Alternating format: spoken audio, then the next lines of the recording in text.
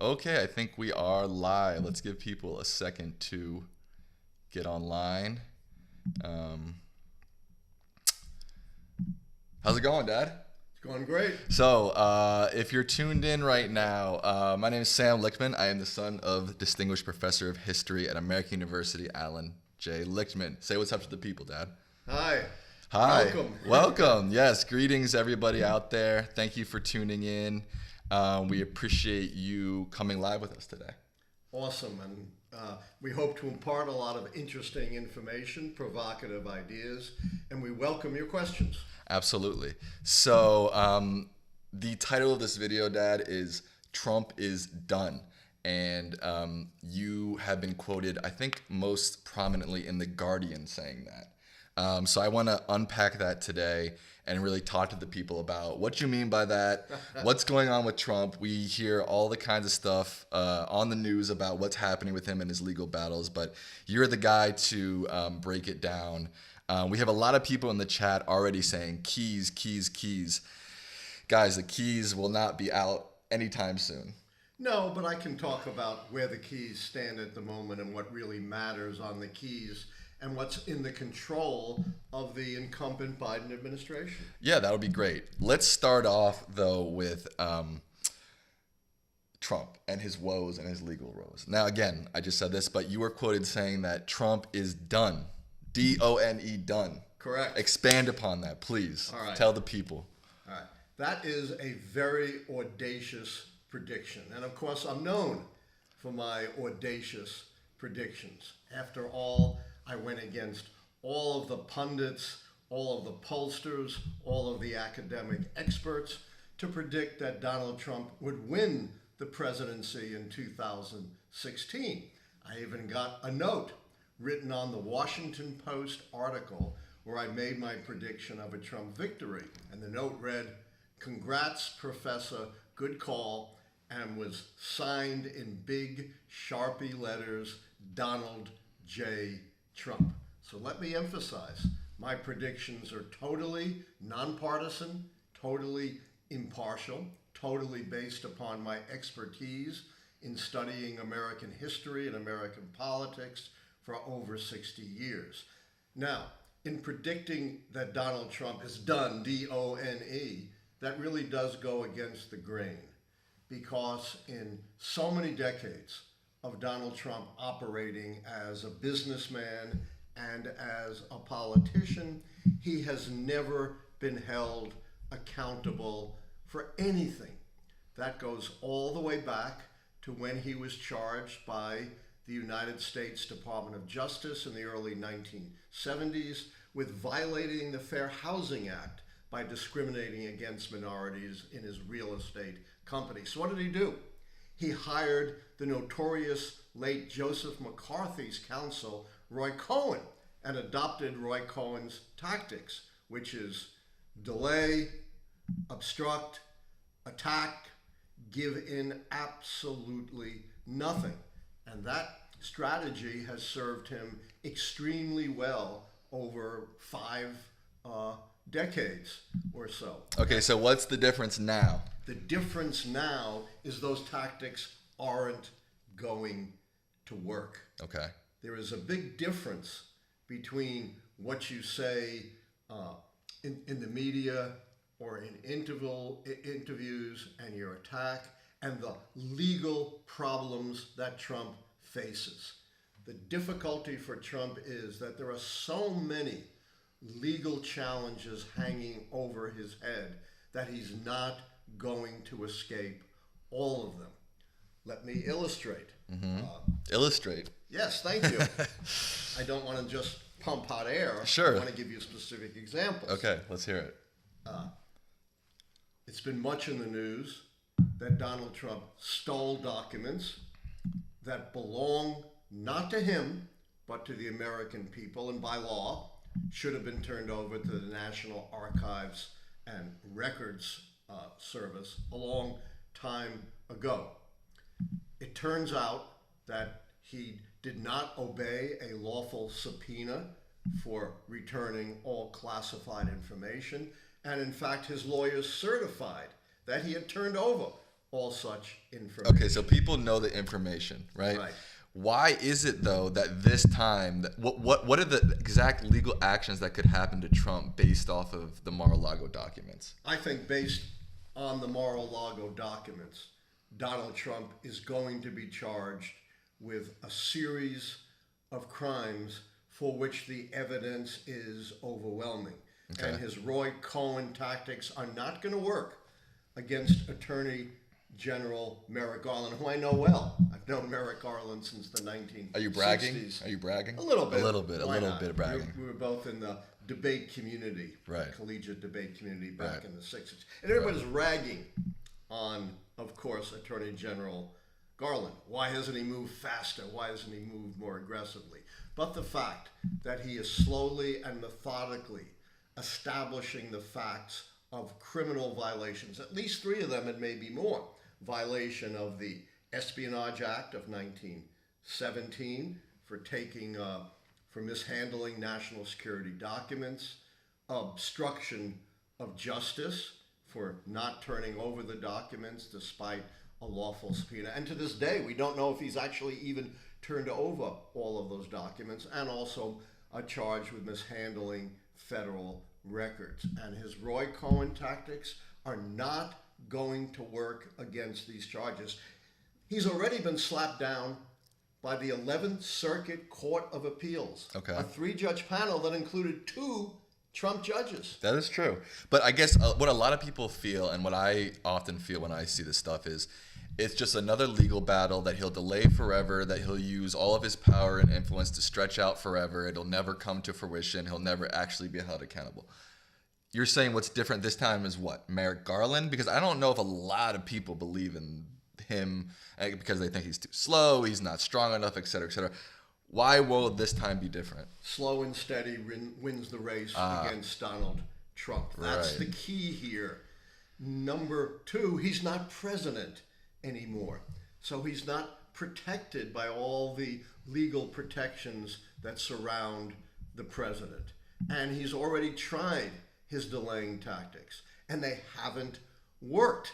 The Court of Appeals said that the special master does not have to look at the classified records at all because he has no claim of attorney-client privilege or executive privilege when it comes to classified documents. And so the review by the special master is only the unclassified documents, and that's going to be finished pretty quickly. Okay. Garland could indict him shortly after the 2022 elections. And I don't know what Donald Trump's defense would be this time. He legally cannot have those documents. Some of them are classified at the highest level, involving critical government secrets. And by the very fact that he took them to Mar-a-Lago, an unsecured place, even had some in his office where lots of visitors come, already establishes the harm to our national security. Okay. Because the intelligence agencies have to assume they've already been compromised. Yes. Okay. I And hear that that. means fundamental changes. We're moving this mic closer. We've got people in the chat saying your mic's too far away. Here. Is that better, people? And that means fundamental changes in our intelligence operations with incalculable harm to our national security. We'll never know, of course, exactly, because that part of it, even in a trial, will be under seal. Right. But the evidence here is overwhelming. He's not president anymore. His delay and obstruction and attack tactics are failing. He's going to be under serious legal jeopardy, either pleading like Spiro Agnew did when they had the goods on him for taking bribes while he was governor of Maryland, and probably agree in a pleading not to run again, or face trial and possibly face serious prison time. This is different from anything that Donald Trump has ever faced before, and his tactics won't work. But Okay. that's not all. Oh, well, okay. What else? I was about to jump to Letitia James and the Attorney General of New York. Is that where you were going? No. No. Okay. Go to where you were going. I was going to the District Attorney, Fannie Willis, in Atlanta, Okay. who is conducting a serious investigation to possible obstruction of a lawful election fraud. And again, Trump's obstruction, delaying, and attack tactics won't work. We have Trump's own words in his phone call to the Secretary of State of Georgia, coercing him, or trying to coerce him, to find just enough votes to make Trump a winner in that election. And she's immune to any political attacks. You know, she's an African-American district attorney in a heavily minority, heavily Democratic area. She doesn't have anything to fear from Donald Trump. And then, of course, there is the civil lawsuit brought by the Attorney General in the state of New York, which claims 20 counts of fraudulent business and tax practices. She's seeking $250 million from Donald Trump and essentially dissolving him from any prospect of doing business in the state of New York, a crippling blow to his business empire. And as politically motivated as Donald Trump is, there is something that motivates him even more than politics. What is that? His pocketbook. Ah, his pocketbook. And this suit poses an existential threat to his pocketbook. But we're not done. Where are we going next? We're going next to another investigation by slow and steady Merrick Garland. Okay. So Merrick Garland investigation number 2. Merrick Garland investigation number 2. Right. And that, of course, is the investigation into Trump's role in inciting the violent insurrection on the Capitol on January 6th, which injured more than 100 police officers and directly or indirectly resulted in several deaths. And they have cast a very wide net, issued dozens of subpoenas to those who have knowledge of the incitement on January 6th. Remember. So what are the charges? We don't know what the charges are going to be, but you know there is an Anti-Riot Act. It could be incitement to riot. It could be disrupting a lawful proceeding of Congress. And he could be charged with fraud, because another side of this investigation is Trump's efforts to overturn the election. For example, through the fraudulent elicitation in the states of phony sets of electors to replace the lawfully elected Biden electors. Again, we don't know exactly what's going on in any of these investigations, because quite properly, the Justice Department does not talk about an ongoing investigation. We had a very unusual situation back in 2013 when James Comey, the FBI director, gave a press conference in which he said, you know, we're not charging Hillary Clinton for her private email server. And that should have been it. He should have shut his mouth. Instead, he went into a long rant criticizing Hillary Clinton. Right. Merrick Garland hasn't exposed himself to that kind of criticism by being quiet about his investigations, which is quite right and proper. Okay. So we've got Merrick Garland case number 1, Mar-a-Lago. We've got Atlanta DA case number 2. We've got January 6th. Here's my take of what I've seen a lot from. And we have the Attorney General's lawsuit, which could lead to criminal charges. She gave criminal referrals to the Southern District of New York, which for some reason has been dragging its feet on its Trump investigation. Right. 2 of its top prosecutors resigned, saying there's ample evidence of Trump's criminality, and we don't know why the head, Mr. What could be happening there? Do you have any idea? I'm puzzled. I'm baffled. Okay. You know why? And again, maybe behind the scenes they are quietly investigating, and maybe Attorney General James's referral will light a fire under the somnolent head of U.S. Attorney in the Southern District of New York.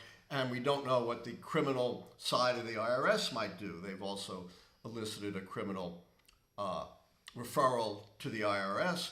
And apparently, too, independent of the criminal referral, the IRS is investigating his taxes. I remind you, the murderous mob boss from the 1920s, Al Capone. You know what he was caught on? Tax evasion. Not the St. Valentine's Day massacre. Do I get an A, Professor? You get an A. Okay, boom. You get an A. Too bad you're not one of my students. Too bad. But you get an informal Okay. A. And there are civil suits going on. E. Jean Carroll has a civil suit accusing him of raping her in the 1990s and then defaming her through attacking her. And she claims, like Monica Lewinsky in the Bill Clinton scandal, that she has DNA evidence of Donald Trump's rape. Police officers are suing him for the January 6th insurrection. And there are other civil suits going on. What was the final domino that fell that made you say Trump is done? Mar-a-Lago. So, the final domino that made me believe that Trump is done is what I believe is an open and shut case of violating the Espionage Act, obstructing justice, mishandling government records, and maybe even more significant charges. You know, I think it was something like 48 empty folders marked classified were found in the search at Mar-a-Lago. We do not know what happened to those documents. Did he sell them? You know, maybe not, maybe he did. We don't know. The Justice Department is investigating. Did he give them to someone? And we know Donald Trump loves to show off, right? That's his MO. He loves to show what a big shot he is. Has he shown classified documents to visitors at Mar-a-Lago? If he sold documents, if he showed them to anyone, we could have charges of sedition, you know, even a more serious What charge. do you think, you know, that right now that's all speculation. We have no idea if he showed them to anybody. Nobody, I mean, somebody knows maybe. But there are those empty folders. Right, there's the empty folders. I understand that. What's the cut and dry case right now as the evidence lies today? I think there is cut and dried case beyond a reasonable doubt of violating the Espionage Act, of obstructing the justice, and mishandling classified government records. And by the way, I keep using the word classified, but none of these criminal charges depend upon the documents being classified. They simply refer to national security documents that he stole that should be in the custody of the National Archives. So this whole brouhaha, as the 11th Circuit panel, 2 Trump judges, said, the issue of classification is a red herring. None of the charges turn on whether or not Trump declassified the documents. And so you're saying the fact that he thought about declassifying them doesn't matter? Doesn't matter. Of course, that doesn't declassify them. Right. You know. It was a joke. Yeah. Right. I'm a little slow. Right. But, you know, you can't declassify documents just by thinking. There's got to be some record of declassification, and his lawyers have been unwilling to present any such evidence in court. And the special master has said, put up or shut up. If you have evidence of declassification, then present it in a court of law. This is the thing. He's caught in a legal action where all his bluster, all his tears makes absolutely no difference. They will not move Merrick Garland, who's in charge of this prosecution, 1 inch. They will not change the evidence 1 inch. They did not even convince 2 Trump judges in the 11th Circuit Court of Appeals to side with him. So he's stuck here. Now, the only thing that might get him out of this. Okay. Let's hear it. All right. Bing, bing, bing. And Bing, I bing, bing. sincerely hope it won't happen. Yeah. Obviously, when justice makes a prosecutorial decision, it's partly based upon the evidence of crime, which I think is overwhelming, Sure. but they also have to consider the public interest. Sure. And it's conceivable, but I think unlikely. They may say, yeah, we have evidence of crime, but it's a bad precedent to indict a former president, particularly when that indictment comes from a Democratic administration. I hope they won't make that call, because that, again, would just put Trump above the law and slide him from accountability. Right. Remember, probably not too many of you remember, but I'll remind you, when Bill Clinton was impeached, he was impeached for perjury and obstruction of justice. Obstruction of justice is one of the charges pending in this Mar-a-Lago investigation, and perhaps in others. Right. And all the Republicans, you know, it was pretty much a party line vote to impeach him and a party line vote that failed to convict him, kept saying, and he was a sitting president, not a former president, Right. that no one is above the law, that the same law has to apply to the king and to the peasants. Right. It doesn't matter what your position is. This was what all the Republicans were arguing. Right. And following that, Trump should be subject to the law like all the rest of us. You know, in this lawsuit that Tish James has brought, the Attorney General in New York, it's documented that he overvalued his apartment in Trump Tower by some $200 million. Right. The apartment was 11,000 square feet.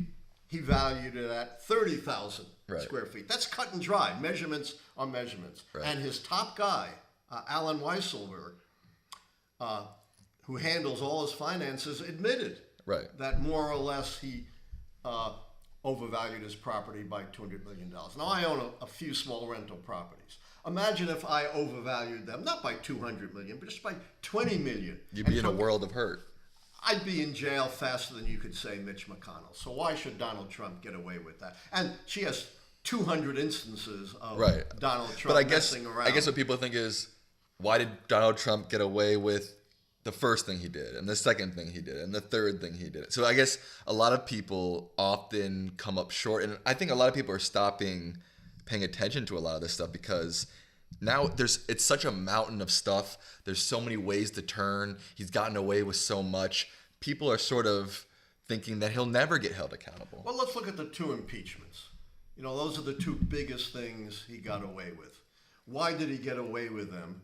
Because not enough Republicans in the Senate voted to convict him. So it was partisan loyalty that saved Donald Trump. That doesn't apply here. You're doesn't saying apply to any of these cases. All the cases will be in courts where partisanship will be dissolved, essentially. Exactly. Okay.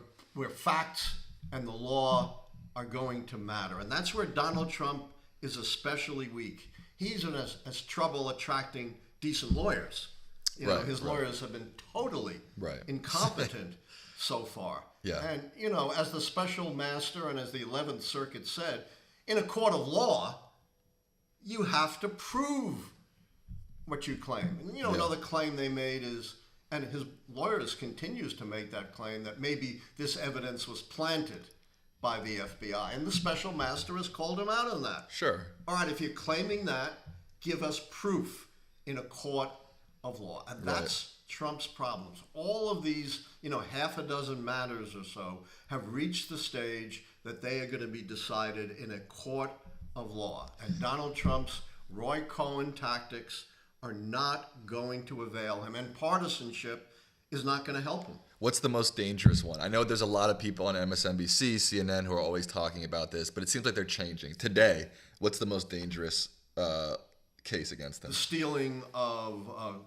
classified government documents that jeopardizes the national security of the United States, and it has already jeopardized the national security of the United States. Now, one may say, you know, trying to overturn a legal election and inciting an insurrection is more serious, and I agree with that. Sure. The reason I say the Mar-a-Lago episode is a greater threat is because the evidence is so cut and dry. Right. And you don't have to even, you know, get at Trump's intentions. Doesn't matter what he intended. What matters is his acts. You know, I think about the O.J. Simpson case. Okay. You know, O.J. Simpson didn't go to jail for murdering his wife, but he did go to jail for a break-in, and he claimed, and maybe he claimed this was his real intention, that he broke in to recover items that were stolen from it. Didn't matter. Okay. He committed an illegal act. Doesn't matter what your intention was. If you rob a bank because you think the bank stole money from you, that doesn't exonerate you from robbing the bank. And so in this case of the documents, Trump's intent makes absolutely no difference. Okay. All that matters is his acts, and his acts are well documented. Right. So the difference here, to boil it all down, is that one, it's in the courts and not in the Congress, right? So we don't have to worry about partisanship. And two, the evidence is as clear now or is clearer now in all these cases than anything prior, is what you're saying too. That's right, especially in the documents case, where we know what happened. Right. Trump claims they're planted, but he's not going to be able to prove that. Sure. He claims he thought about it and declassified them. That's nonsense. And it doesn't matter whether he declassified them or not. You still can't steal documents that pertain to the highest level of classification and directly impact our national security. And they've already undermined our national security because all the intelligence agencies have to assume that those documents have been compromised. They can't take a risk of assuming that no one has gotten any information about them. Okay. Wow. So we've got a lot, since you've been talking, we've got a lot of comments, a lot of questions. Do you want to go through these real quick? I'm happy to answer any questions to the best of my ability. So this is the first one that caught my eye that you'll like the best. Crypto BT said, "How do you look so young?" I will give you the secret. I'm 75 years old. Okay. I have a 30-year-old son here. Right. Here's the secret to a successful old age. Regular aerobic exercise. Okay. I don't care what you do. Doesn't matter. Tennis, walking, running. Boxing. Well, I don't think people are going to box throughout fitness boxing. Like fitness boxing, working in the gym. Just doing something is 80%. The other 20% is hard. If you want to, compete like I used to compete as a runner in national class competition, but you don't need the other 20%. So if you just do something regularly, and it has to be regular, it can't be just on a weekend. There's an old saying, if you're just a weekend athlete, I don't know when you're going to die, but I think you'll probably die on a weekend. So, that's not good. Interesting. But you got to make it a way of life, and you got to do it regularly, and that's the success story for a successful old age. Okay, so we've got UV Lightning and Declan Cole Flynn asking about reaction from Trump supporters. So if he does start getting indicted, if these cases really do come to fruition, what do you think his supporters are going to do? What do you think is going to be the reaction from the Republican Party in general? Trump and his supporters have already reprehensibly threatened violence. And they've done it. Right. Trump said terrible things are going to happen. Lindsey Graham says, well, I'm not advocating this, but I'm predicting we could have civil war. That's the old mob approach. You don't openly say something, but you make a prediction, and we all know what you're really advocating. Plus, Trump is a master, as his 10-year consigliere Michael Cohen said. He doesn't directly say things. He says things in code, but everybody knows what he means. So the threats of violence is there. I think there may be some sporadic violence. We've seen it already. We've seen an attack on FBI headquarters in Ohio. But I don't think there's going to be a civil war. Trump's standing in the Civil war? I didn't say that. Lindsey Graham did. Oh, Lindsey Graham did. Okay, yeah. Gotcha. There will be some sporadic violence, but Merrick Garland and the other authorities can't let these threats deter them. Otherwise, you would never indict a mob boss because, they are also perfectly capable of perpetrating violence. Trump's standing is already diminished in the Republican Party. A hefty proportion of Republicans say they'd rather see someone else run. What is that at right now? Do you know what the percentages are at right now for that? I think it's something like 54% would like to see someone else running. But then if you look at polls that say, who do you want to be the Republican nominee, he's still way ahead. If you look at polls that look at the Republican primaries, he is still way ahead. Not as far ahead as he once was. But as I said, his standing, it's not been shattered by any means, but it's been diminished. And I think the more these legal problems come home to roost, I think it's going to further diminish his standing. I mean, is the Republican Party really going to want a nominee who is under indictment, or perhaps even a nominee who's been convicted of a serious crime or has pled to a serious crime? It seems like they haven't cared about anything to this point, though. We haven't had the indictment yet. That's true. The indictment is going to lay out the case. Right. And then he has his day in court, and he goes in front of a 12-person jury. We have a fantastic question from a young lady named Ronnie Lichtman in the chat. Oh, very brilliant young lady. Yes. She says, what if these Trump conflicts end up in the Supreme Court? And can they end up in the Supreme Court? Anything can end up in the Supreme Court. But we've already seen that Trump appointed judges, when it comes to obvious cases of law and fact, are not simply willing to lay down and buy whatever Donald Trump is saying. And let's say he is indicted and convicted of 3 federal crimes. He could appeal to the United States Supreme Court, and they may or may not take the case, and they may or may not say there's some violation of law here, but the damage is already done. And I suspect if Donald Trump is facing jail time, he's going to plead. Yeah. Like Spiro Agnew did. They could have put Spiro Agnew away for a long time. Yeah. That's a good point. So a lot of people in the chat are asking about DeSantis. What do you think his chances are? He's kind of a rising star in the GOP. He's doing well in polling. What are your thoughts? I think DeSantis is a very formidable candidate on the Republican side. He's like Donald Trump in that he's totally ruthless, doesn't care about what he does as long as it serves his political ends. He's not, as far as I know, focused on his pocketbook the way Donald Trump is. But in terms of his approach, aggressive approach to politics, he's very similar to Donald Trump. The problem is he's not particularly likable. Right.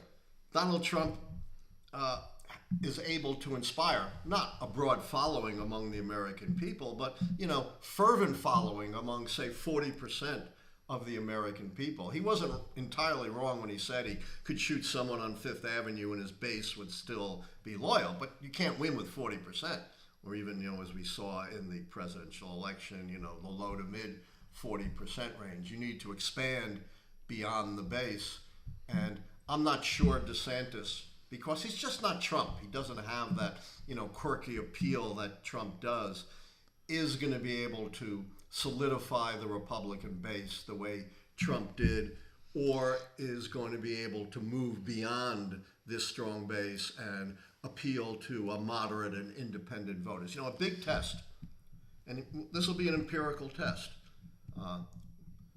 is going to be in the midterm elections. Yeah. What's going to happen with some of these Trump-endorsed candidates for Senate, like Herschel Walker in Georgia. J.D. Vance in Ohio, Dr. Oz in Pennsylvania. And there are others running for other offices. Kerry Lake running for governor in Arizona. If these candidates go down, or at least even if some of these candidates go down, that is going to greatly diminish the political clout of Donald Trump. If they all win, then we're in a different political universe. Right. So do you want to talk about the midterms a little bit? Yeah. 6 months ago, it looked like it was going to be a red wave. Right. But the red wave has receded. It's now maybe more like a red puddle. Why? I'll tell you the critical reason in 3 words. Abortion, abortion, abortion. In the Dobbs decision on abortion, Supreme Court took away, for the first time in its history, a constitutional right that had been in place for 50 years, affirmed by a number of earlier Supreme Court decisions. By overwhelming majorities, the American people oppose the overturning of Roe versus Wade in the Dobbs decision. And this has become a fiery new issue for Democrats, particularly among the most critical swing voters, suburban women. This has catapulted into a very important issue for Democrats. And what the polls show is that Democrats are far more motivated by the pro-choice position than Republicans are motivated by the anti-choice position, because Republicans think we've already won, whereas Democrats say, oh my God, we got to fight this. And a lot of Republicans in the red states have played into the hands of Democrats by adopting these draconian, I don't call them anti-abortion laws, I call them forced pregnancy laws. You know, it's the height of irony that Republicans have been screaming for some time that a mandate to wear a mask, a pretty minimal imposition, is a horrific assault on freedom. And yet controlling women's reproductive life is not for them a fundamental assault on freedom. Then the other thing, of course, is Joe Biden's rising approval rating. He still has, pretty low approval ratings, but it's ticked up in the last couple of months by about 5 or 6 points. Right. And that also benefits Democrats. And finally, I spoke in the Senate about some very vulnerable candidates in otherwise winnable states for Republicans. So it looks like, and it's very hard to predict midterms. I have a system that's been right for 40 years in predicting presidential elections. I don't have a system for predicting midterms because it depends on so many individual contests. Right, there's too many factors at play. But things are certainly looking better for Democrats. Those who are in the business of predicting midterms, they don't do very well, but they think now Democrats have a better than even chance of holding the Senate and even slightly padding the 50 seats they have now, and that while Republicans are still favored to take over the House, that prediction is much weaker than it was 6 months ago. Right. I know you said that Roe versus Wade abortion issues have been the main factor. Are there and Biden's approval rating? Do you think it also could just be because of Trump's legal woes that people are seeing in the media all these things happening to Trump, whether even if they agree with it or not, that they think, these are true, these are not true. Do you think that has hurt the Republican Party in general or just Trump? Oh, I think what's hurt the Republican Party, and the polls show this, is that a big chunk of the American electorate worries about threats to our democracy and worry that Trump and Trump's associates could pose an existential threat to the survival of America's democracy. And the January 6th committee in the U.S. House has done a fabulous job in laying out in easily understandable terms the ways in which Donald Trump and his associates have threatened American democracy after the 2020 elections. Donald Trump is the only candidate, no matter how bitter the election, in the history of the country not to concede, and the only candidate in the history of the country to overtly obstruct the peaceful transfer of power. That is the bedrock of American democracy. Yeah, okay. Well, that's a good point. Yeah. What are your there's a couple questions about the keys in the chat. Do you want to touch on them? Yeah. People are asking, what if Joe Biden doesn't run again? Yeah. Things to that nature. You want to touch on the keys a little bit? Just a little bit, because I don't have a formal prediction yet. Right. But the keys, unlike the polls and the pundits, can actually give you insight into a presidential election long before it occurs. The keys, as I said, have been successful in predicting election outcomes for president for 40 years, since I predicted Ronald Reagan's re-election in early 1982, when he had terrible approval ratings, and we were in the midst of the worst recession at that time since the Great Depression. And the way it works is the keys are premised on the proposition that the American electorate is smart. They're not fooled by the tricks of the campaign, but rather they vote up or down on whether the White House party has governed well enough to get another 4 years. And that's gauged by the keys. I'm not going to go over all the keys, but I will say the decision rule is a simple one. You don't even have to take your shoes off to use it.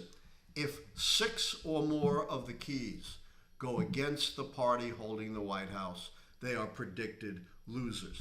Fewer than 6 negative keys, they are predicted winners. And again, I went contrary to all the pundits, the pollsters, the experts to predict Donald Trump's victory in 2016. I remember that, yes. You remember that. Yeah. You were old enough to remember that.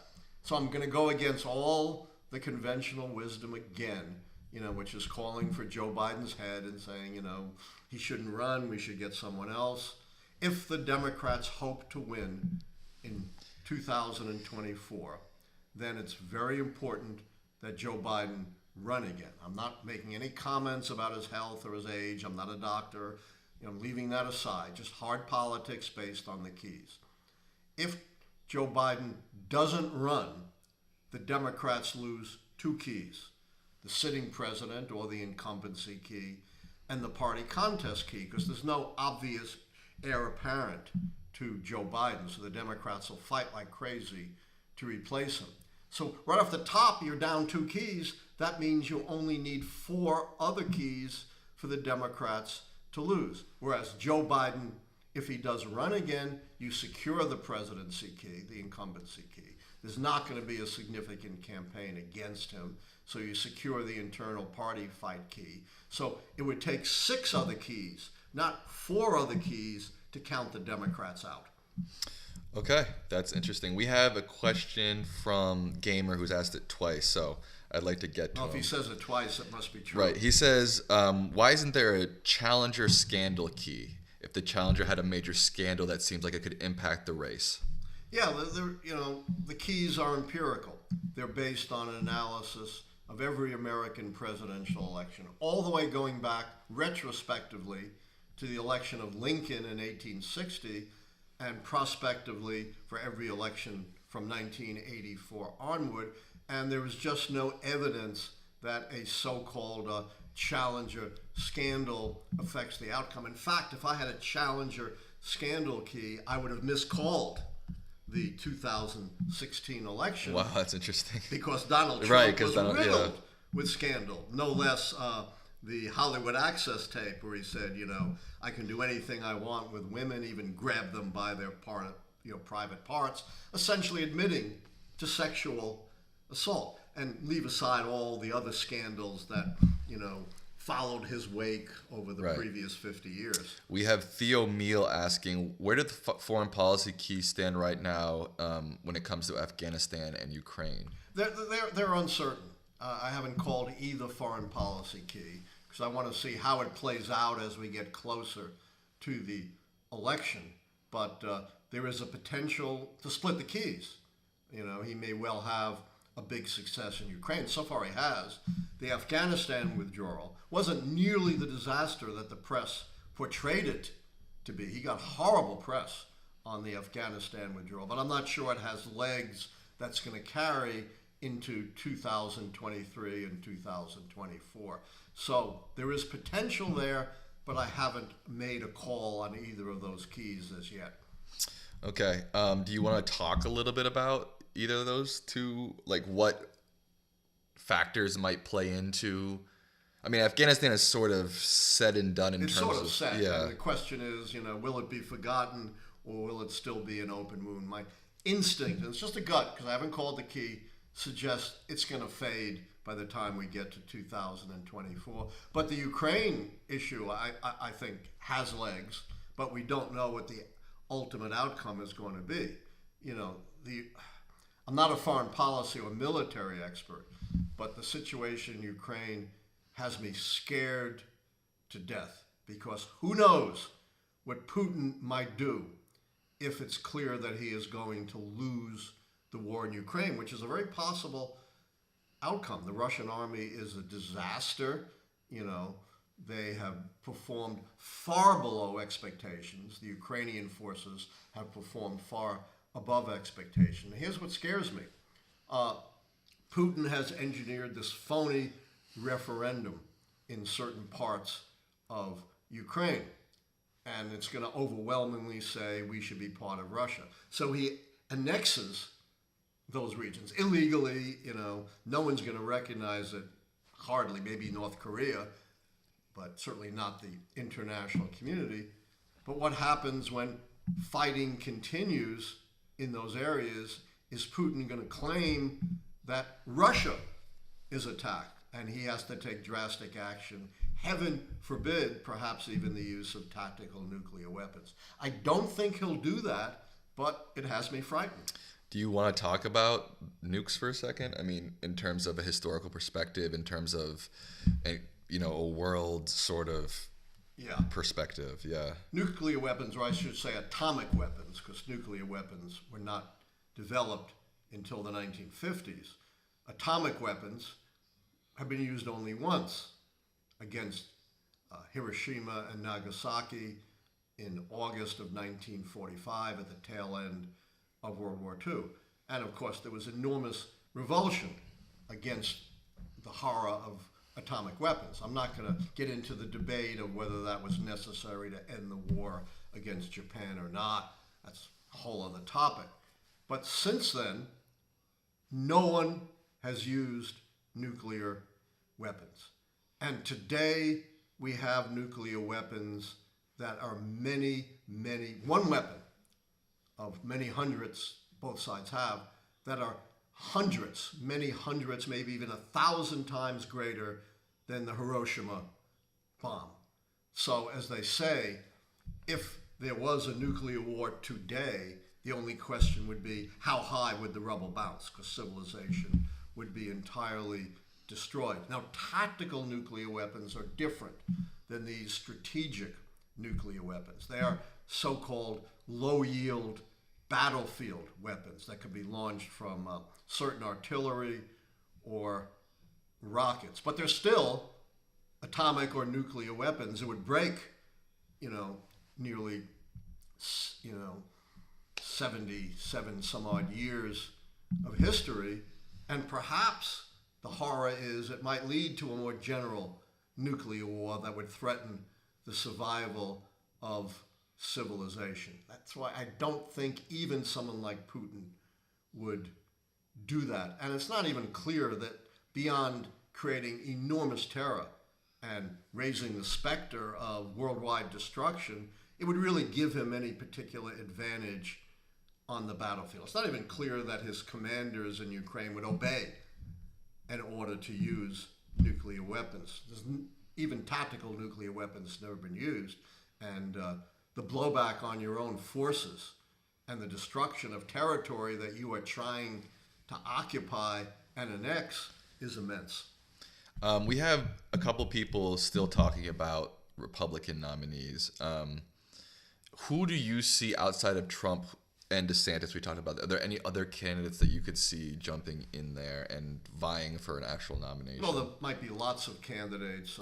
Jumping in, I guess what I mean is being a real competitive to actually win the nomination. The next in line, although he seems, at least in these early polls, which are not predictive, in these early polls on the Republican nomination, the third place is generally held by former Vice President Mike Pence, who was, of course, out of favor with Trump and the Trump base because he did not follow Trump's pressure to illegally and unilaterally change the results of a Democratic election. Beyond that, there isn't really a strong Republican contender on the horizon, but that can change. There was a poll taken in 2014 among Republicans about the contenders, and you saw people like Chris Christie of New Jersey, Jeb Bush, Marco Rubio, Ted Cruz. Donald Trump did not even register in the poll, didn't even get 2% support. It just wasn't on the horizon. So Jimmy Carter came out of nowhere to win the Democratic nomination in 1976. So it's still early, and surprises are still possible. Does Biden get impeached if Republicans win the House? They've blustered about that, but I can't imagine they would do it because they have no grounds for impeachment. And I think it would be very unpopular, just like the impeachment of Bill Clinton was very unpopular. So I think Republicans will make a political calculation that this would not help them politically. Unless there's something we don't know, there's no case. They may not like Biden's policies, but that's not grounds for impeachment. Yeah, I hear that for sure. We've got President Belichick 12 asking a question. If you did another great president's lecture, how would it be different in the 2020s? Well, I'm not going to go through all of the. Well, I'm not asking you to Yeah. rehash the But lecture. the obvious reason is, this was done 20 years ago. Yeah. So it obviously be updated to more modern presidents. That would be the obvious and biggest change.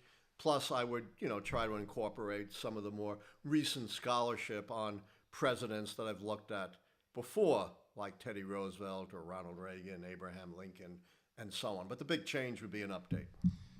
If Biden did get impeached, would that topple the scandal key technically? Technically, it would topple the scandal key. Absolutely. So I'm not sure how up on the keys the Republicans are. And certainly the impeachment of Bill Clinton hurt the Democrats in 2000 because it did cost them a key. Yeah, absolutely. All right, we're at about 15 minutes here. Is there anything you want to add before we stop the stream? Anything about Trump? Anything about the midterms, the kind of topics we've hit today? Yeah. First of all, I want to thank the audience for their excellent questions, and I hope we were up to about 180 viewers. That's great. I hope to expand that in the future.